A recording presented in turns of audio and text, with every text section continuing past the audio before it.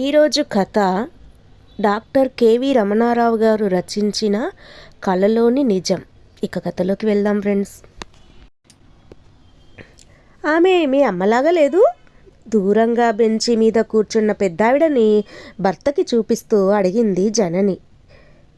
ఆవిడ తన మనవడికి కాబోలు మురిపెంగా అరటిపండు తినిపిస్తోంది. అటువైపోసారి చూసి తల తిప్పుకున్నాడు. రైల్లో కిటికీ పక్కన కూర్చున్న మాధవరావు భర్తకి సెండ్ ఆఫ్ ఇవ్వడానికి వచ్చి కిటికీ పక్కన ప్లాట్ఫామ్ మీద నిలబడి ఉంది జనని. అతను తన సొంత ఊళ్ళో అమ్మిన చివరి 4 ఎకరాల పొలం తాలూకు రిజిస్ట్రేషన్ పని మీద నెల్లూరు నుంచి రాజంపేటకి వెళ్తున్నాడు. ఉదయం 10 గంటలవుతోంది. రైల్వే స్టేషన్లో పెద్దగా జనం లేరు. భర్త మొహం ప్రసన్నంగా లేకపోవడం గమనించింది జనని. ఇక మన ఊరు ఎప్పుడో గాని వెళ్ళరు.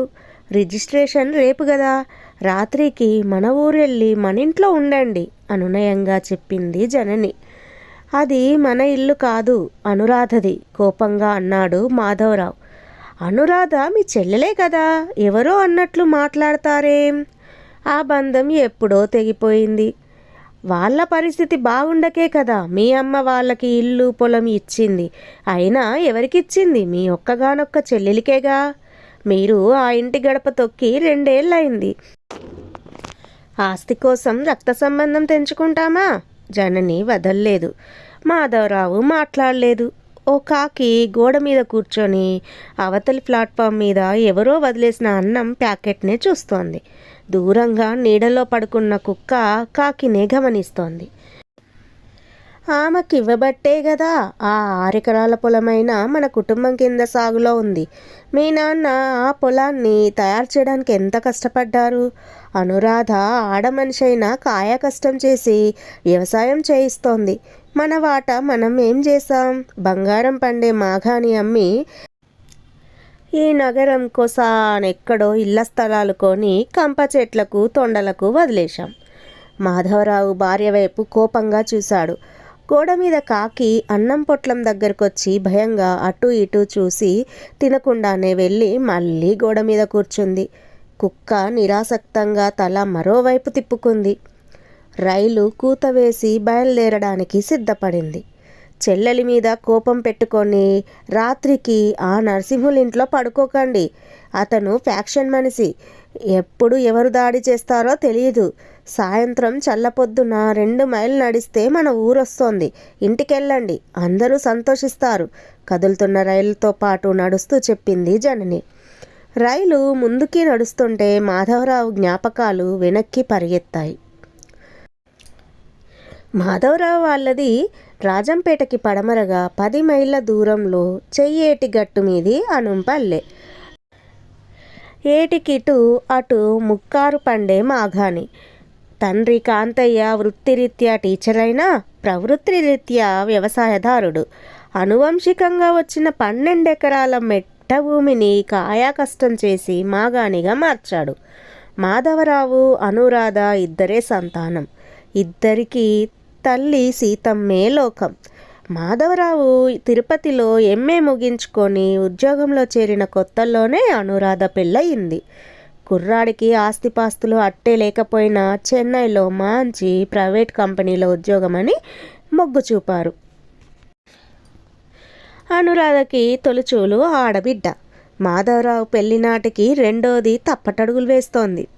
అంతా సవ్యంగా నడుస్తుందన్నకున్నంతలో ఓ రోజున కారు ప్రమాదంలో అనురాధ భర్త తీవ్రంగా గాయపడ్డాడు. ప్రాణం పోయినంత పనైంది. చెన్నైలోని పెద్ద పెద్ద ఆసుపత్రులు డాక్టర్ల చుట్టూ తిరిగి 1 ఏడాది పాటు మందులు తీసుకున్నా ఫలితం దక్కలేదు. అతనికున్న ఆ కాస్త ఆస్తి హరించుకుపోయింది. కాంతయ్య తనకు చేతనైనంత చేశాడు. అల్లుడు పూర్తిగా మామూలు మనిషి కాలేదు. ఉద్యోగానికి పనికిరాడన్నారు. భర్త పిల్లలతో అనురాధ పుట్టిల్లు చేరింది. కూతురు సంసారం కూలినందుకు సీతమ్మ కుంగిపోయింది. కాంతయ్య మంచం పట్టాడు. ఆపై ఆయన ఎక్కువ రోజులు బతకలేదు. ఆయన పోతూ పోతూ భార్య సలహా మీద సగం ఆస్తి కూతురికిచ్చిపోయాడు. సీతమ్మ కూడా తన పేరుతో ఉన్న పొలము ఇల్లు కూతురికే ఇచ్చింది. మొదట్లో మాధవరావు ఇవన్నీ పట్టించుకోలేదు. రాను రాను వాళ్ళు వీళ్ళు అనడం మూలాన తల్లికి తనకంటే చెల్లెలంటేనే ప్రేమ ఎక్కువని, ఆమెకు అవసరానికంటే ఎక్కువ ఇచ్చిందనే అభిప్రాయానికి వచ్చాడు. మొదట్లో వాదించాడు. తర్వాత తల్లి చెల్లెలితో మాట్లాడడం మానేశాడు. ఏడ్చి మొత్తుకోవడం తప్ప సీతమ్మ కొడుకు మనసు మార్చలేకపోయింది. మాధవరావు భార్య జనని అత్తగారి పక్షమే వహించింది. అనురాధకి వేరే జరుగుబాటు లేదు. ఇవ్వడానికి ఇల్లు భూమి తప్ప. తల్లి దగ్గర మరేమీ లేదు. ఎవరున్నా లేకున్నా భూమి అయితే కన్నతల్లిలా కడుపులో పెట్టుకు కాపాడుతుంది. భూమిని నమ్ముకుంటే అది అన్యాయం చెయ్యదు. కనీసం కలో గంజో ఇస్తుంది. మనకేం, మీకు మంచి ఉద్యోగం ఉంది. ఇలా జనని ఎంత నచ్చ చెప్పినా మాధవరావు తలకెక్కలేదు.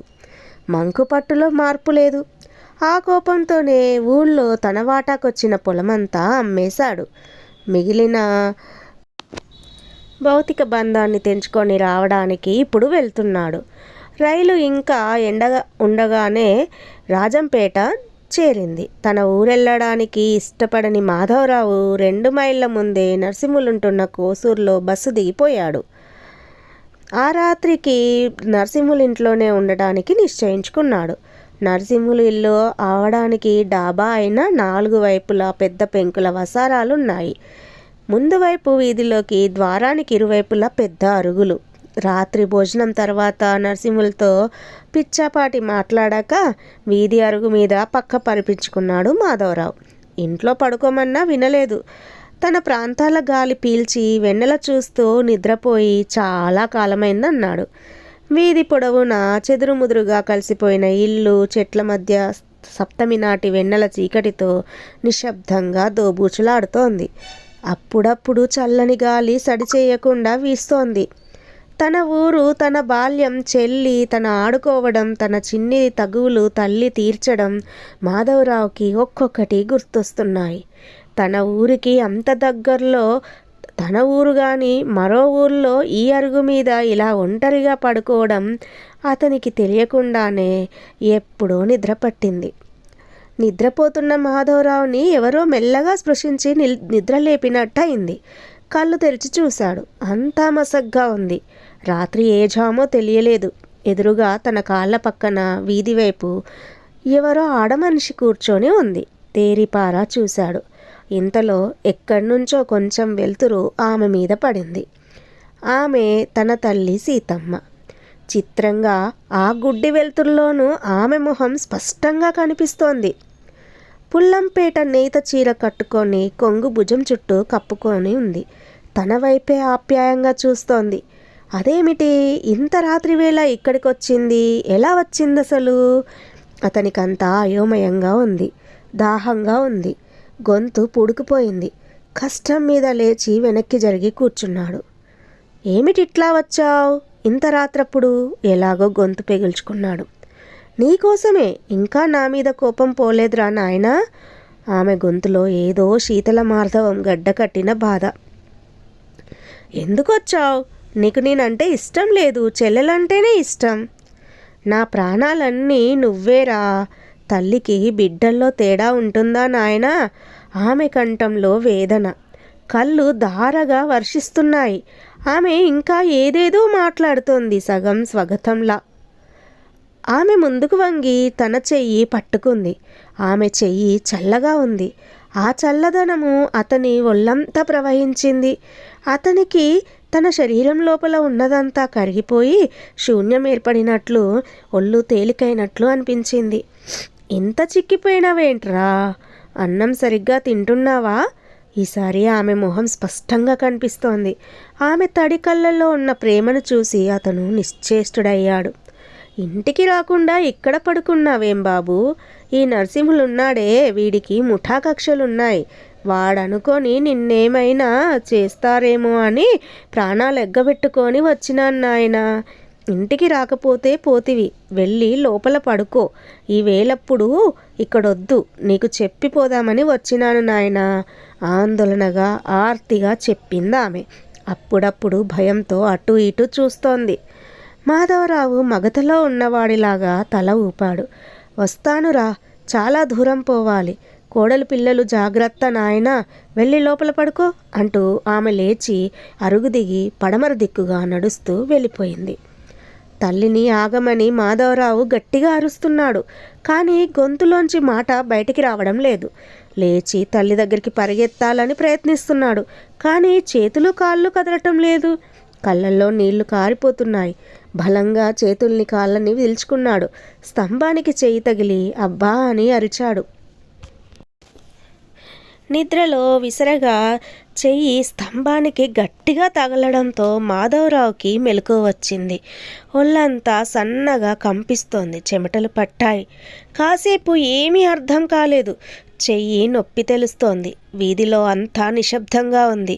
వెన్నెల పల్చబడింది. లేచి కూర్చున్నాడు. తల విదిలించాడు. కొంత స్పృహలోకొచ్చాడు. తన తల్లి కనిపించడం, మాట్లాడడం అంతా కలలో జరిగిందన్నమాట. కానీ ఇంకా తల్లి ఎదురుగా కూర్చున్నట్టే ఉంది. నెమ్మదిగా స్ఫురణకొస్తోంది. తల్లి చనిపోయి 3 ఏళ్ళయింది. ఆమె భౌతికంగా వచ్చే అవకాశమే లేదు. కానీ ఎంతో భౌతికంగా జరిగినట్లు ఉంది. ఆమె ఆత్మ వచ్చిందా? తనకు అలాంటి వాటి మీద నమ్మకం లేదు. రాత్రంతా ఆ విషయాలే ఆలోచిస్తూ నిద్రపోయాడు. అందుకే తల్లి కలలోకి వచ్చింది. కానీ అదంతా కల అంటే ఇంకా నమ్మకం కలగడం లేదు. అంత స్పష్టంగా జరిగింది. అరుగు దిగి వీధిలోకి వచ్చి చూశాడు. దూరంగా వీధి చివర ఓ ముసలావిడ కర్ర పట్టుకొని నడుస్తూ వెళ్తుంది. పరుగులాంటి నడకతో వెళ్ళి చూశాడు. అక్కడెవరూ లేరు. ఇది కూడా భ్రమేనా? తిరిగి వచ్చి అరుగు మీద కూర్చున్నాడు. శరీరం వణుకు తగ్గి పూర్తి స్వాధీనంలోకి వచ్చింది. అతనిలో ఇన్నాళ్ళు గడ్డకట్టి ఉన్న చెడు భావనలు కలలోని తల్లి స్పర్శతో కరిగి ప్రక్షాళన అయినట్టు అనిపించింది. తర్కానికి లొంగని మూర్ఖత్వం కలలో జారిన కన్నీటిలో కరిగింది.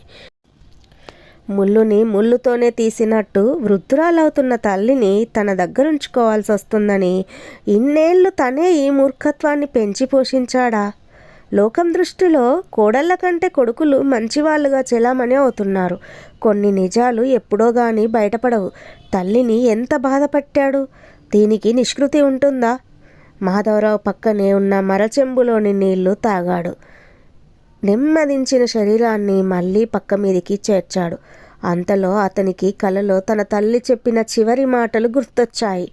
భయంతో కాకపోయినా తల్లి మాటకి కట్టుబడి పక్క చుట్టుకొని వెళ్ళి లోపలగా పడుకునే ఉద్దేశంతో వీధి తలుపు తట్టాడు. ఉదయాన్నే లేచి మొహం గడుక్కొని హాల్లో కూర్చున్న మాధవరావుకి నరసింహులు కాఫీ తెచ్చిస్తూ, మనం రాజంపేటకి 10 గంటలకు బయలుదేరితే చాలు, 1 గంటకు రిజిస్టర్ ఆఫీస్లో పని అయిపోతుంది. నువ్వు 2 గంటల బండికి వెళ్ళిపోవచ్చు అన్నాడు. నరసింహులు, నువ్వేమనుకోకుండా ఉంటే ఒక మాట. నేను ఈ మిగిలిన 4 ఎకరాల భూమిని అమ్మే ఉద్దేశం మానుకున్నాను. నీ దగ్గర తీసుకున్న డబ్బంతా వాపసిస్తాను. నువ్వు కాదనకు అన్నాడు మాధవరావు నెమ్మదిగా. నరసింహులు ఆశ్చర్యపోయి, సరే నీ ఇష్టం, నీ మాట నేను కాదనలేను. తల్లి లాంటి భూమిని పోగొట్టుకోవాలంటే ఎవరికైనా బాధ. అయినా మాధవ, నువ్వు టౌన్లో సెటిల్ అయిపోయినావు. రాధమ్మతో మాటలు లేవు.